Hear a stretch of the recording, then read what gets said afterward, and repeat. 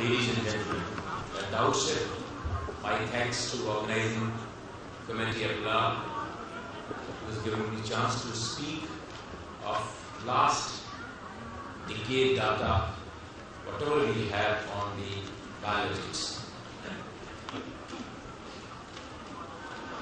This is the map of our country.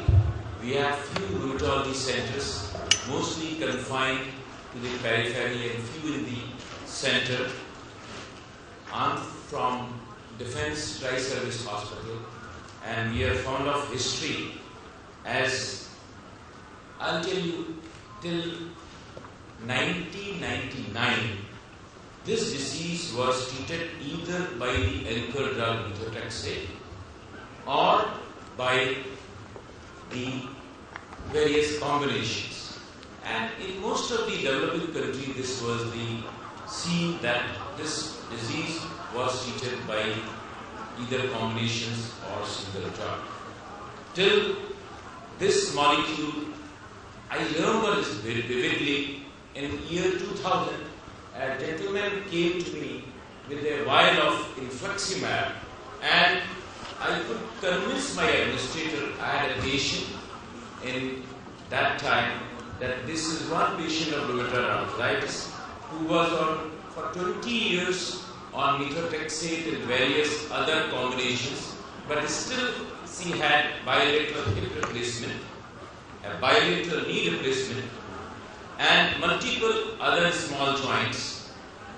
I could convince my administrators, look, there's a new drug, and this is the man who did a basic research, Professor Ravindra Mani and his colleague Mark Feldman.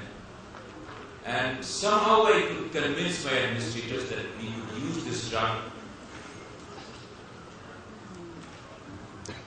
Both Infliximab was that time available, etanercept was not, and I told them they are better therapy and showed them most of the trials available that time, including ATTRACT trial, and conclusion of ATTRACT trial that yes, these drugs are rapidly acting, the effect is well sustained, and if you use with combination with methotrexate, they are potentially better therapy. But the problem was tuberculosis. Like in your own country here, in India, the problem is tuberculosis. So my administrators and other people, they told me that if you use this, probably this is the problem.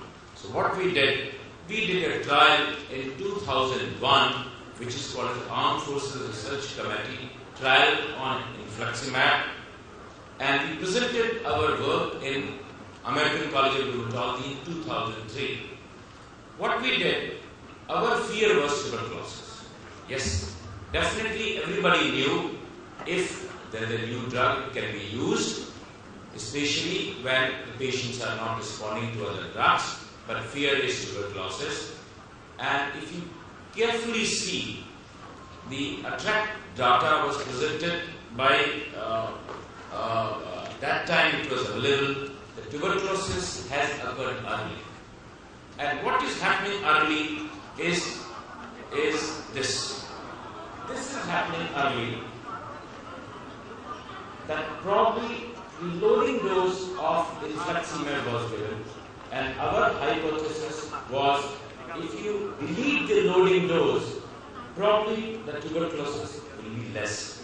So that is the work we did, and of course the efficacy, we had that time 30 patients on this drug.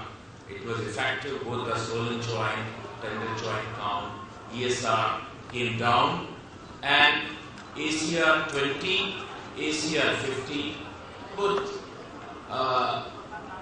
our results were that time that it had a rapid response to Infliximab. Most patients achieved clinical remission within a week. The exact figure is about 10 days, and they had definitely more clinical response when compared to Infliximab at 28 weeks. Significant finding was these data were available already from 94. It is effective. Efficacy was not the problem. Problem was the tuberculosis.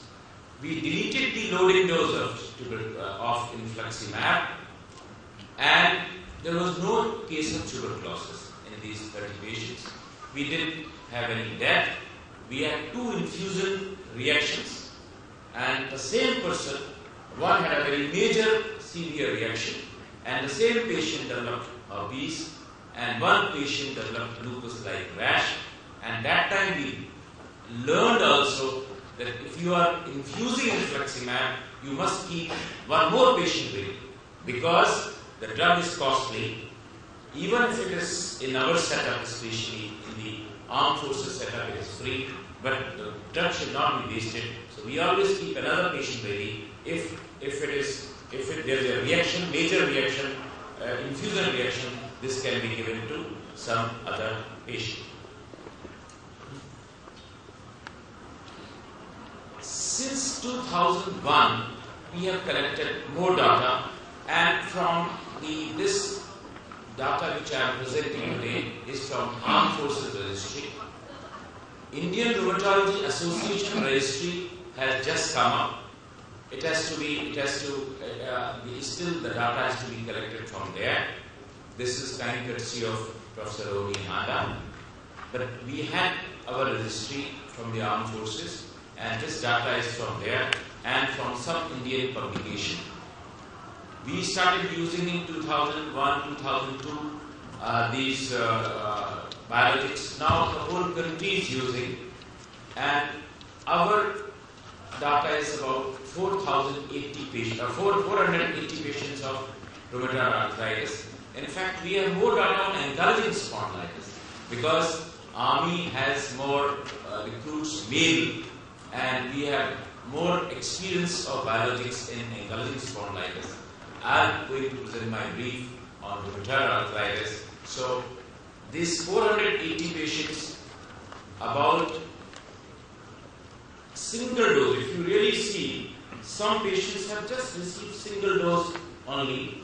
About 16% patient received 1 dose only, and about 25% patient they received 2 doses, and 31 patient they received 3 doses, and few patients received 4 and 5 doses. Means patients, and this is the side effects profile. This is a real time which we all probably are very sure in this crowd, we all are using these drugs. And after initially we realized that there's no tuberculosis, but then we had about 18 patients who had infusion reaction. Out of that, 3 had major reaction, which we could not use. Rest had minor reaction, which could be controlled by methylprednisolone. 5 patients had herpes. 1 patient had steroidal abscess. 13 patients had tuberculosis. And that we will discuss. And 1 patient lost hair and alopecia, and hepatitis B in 2 patients. 1 patient had diarrhea for 24 hours. We could not explain. It didn't grow anything. And 1 patient had lymphoma. And 1 patient had difficulty in the deglutition, and we thought it is probably gastritis. Endoscopy revealed esophageal candidiasis. This is the data of tuberculosis, which probably we all feel that we had total 480 patients. Out of these 480 patients, 13 developed tuberculosis. Those patients who received loading dose, we are 5-6 rheumatologists with our organization. If you are using loading dose, I don't use loading dose.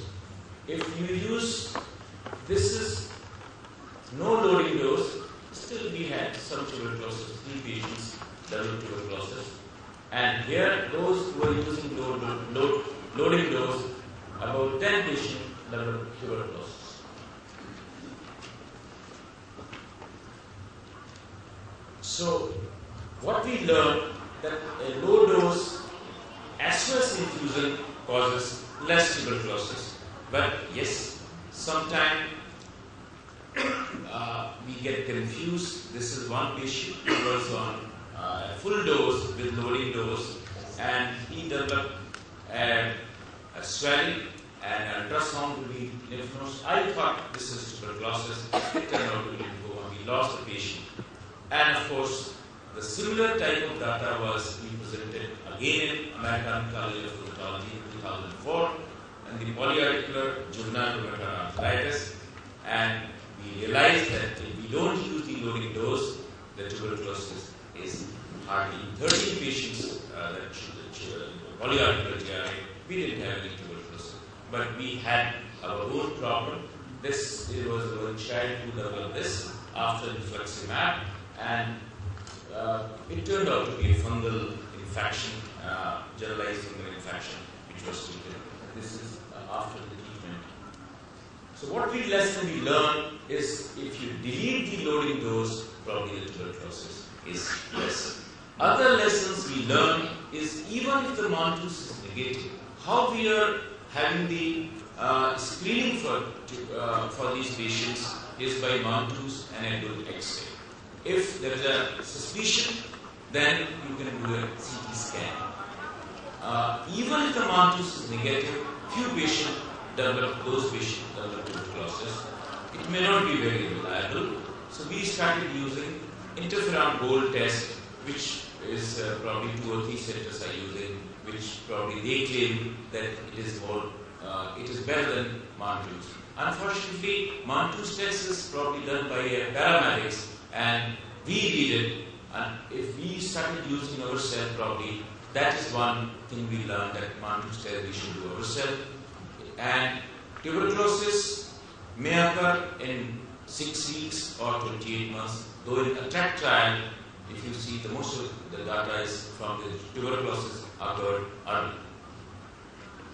Another lesson we learn is that if you give Infliximab at a longer interval, then the tuberculosis is less. And we give prophylactic ATT to those patients who are at high risk. We also had 72 patients on another Anti TNF angle, and this was the number of infusions. Like few patients received full dose, 8 doses, 12 doses, and the side effect profile was this: that one patient had tuberculosis, one patient had URTI, and 2 patients developed superficial fungal infection. Except for one patient who developed tuberculosis, probably we didn't have much problem with the amble. Now coming to another drug, tocilizumab, we have 130 patients, and what we learned that yes, the efficacy is good, but what happens probably if you ask about DAS28 and if you see all the studies on tocilizumab, probably what is happening, the acute phase reactant, CRP, that is response much faster, and since it is included, so that probably people, what we have noticed that probably the CRP, ESR, it responds, sometimes even there may not be a clinical response, but the acute phase reactants, they respond. The side effects includes 5 patients, cytopenias, and requiring discontinuation. 1 patient, we have to discontinue therapy. 5 patients developed deranged liver function test, and 7 patients, they developed hypertriglyceridemia or hypercholesterolemia. 1 patient had tuberculosis, 1 patient had tubercular lymphadenitis, so 2 patients of tuberculosis, even with tocilizumab in 130 patients, and 1 patient developed septic arthritis, and 3 patients had some problem of infusion-induced pruritus, and 1 patient, we had 1 patient died due to multi-organ failure. We can't explain why it happened like this. So we learned that yes, tocilizumab is also effective. It shows a rapid response. Generally we use both cases, whether it's biological naive or Anti TNF failure. And certainly those who are using tocilizumab, watch for neutropenia and related infection of neutropenia, whether it's a lung or skin infections. And of course, probably it has turned out to be cheaper in our country when we compare with Infliximab. And we had 85 patients on another drug, anti-B-cell therapy, Infliximab. Initially, when we used in about 13 patients, we were very disappointed. All 13 patients, they did not respond. And then we learned from our colleagues that probably the effect comes later. And by and large, in these 85 patients, it is effective later on. And the side effects, one had severe pneumonia and 8 patients had minor upper respiratory infection. I just heard a presentation on Infliximab in the adjoining room. It is a safer drug, looks like it is more safer. In abatacept, we had limited experience of about 70 patients, and there was no major side effects except the upper respiratory infection. Most of the biologics, probably the newer ones, had problem of either upper respiratory infection or pneumonia and tuberculosis. So we learned that yes, they are no doubt they are efficacious, and the quality of life, you talk about remission. Problem we are facing in developing country like India is the cost. So many presentations we have done in our country, and sometimes people ask that probably it is unscientific to use a SOS dose. It's unscientific to delete the loading dose, but problem is twofold. One is the cost, and another is real-time medicine. We could show the tuberculosis less. At least that fear is not there in a large country which had tuberculosis, high incidence of tuberculosis. So if you delete the loading dose, that fear is not there. Efficacy, head-on comparison is very difficult to do between the many biologics. But yes, they are efficacious. We have formulated, Indian Rheumatology Association has formulated guidelines for using this, especially about tuberculosis. Look, even if you're using Anti TNF, you watch for at least 5-6 months. Once you stop the therapy, you watch for 5-6 months. Tuberculosis can come later. So after stopping treatment also, you should be watchful. That is number one. If patient develop tuberculosis, don't get scared. We are all physicians, we know it. So give him full ATT and you can continue the anti-TNF. And you should have high index of suspicion, like a good physician, for atypical infections and opportunistic infections. In the beginning only, you should not initiate if there is some serious infection, if you notice some serious infection. So you should do a good general examination and a systematic examination. And from the beginning only, a very extensive search for tuberculosis should be done by a Mantoux test or by X-ray or a CT scan. If there is active tuberculosis, you can treat before starting the Anti TNF. So, just the last 2 slides.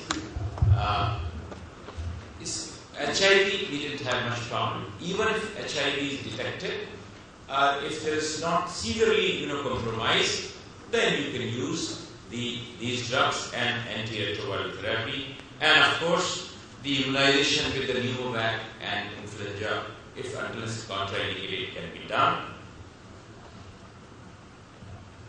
I think in the last 3-4 slides, we talked more side effects of biologics, but the side effects of other drugs which are more commonly used, like methotrexate, like hydroxychloroquine, and the leflunomide should not be forgotten. That is the message with me that probably we talk more side effects about biologics, but we forget about which is more extensively used. We should not forget about the side effects of, and probably the future of biologics will be like oncology, where we use the induction will be by the biologics and maybe maintenance by other. Thank you.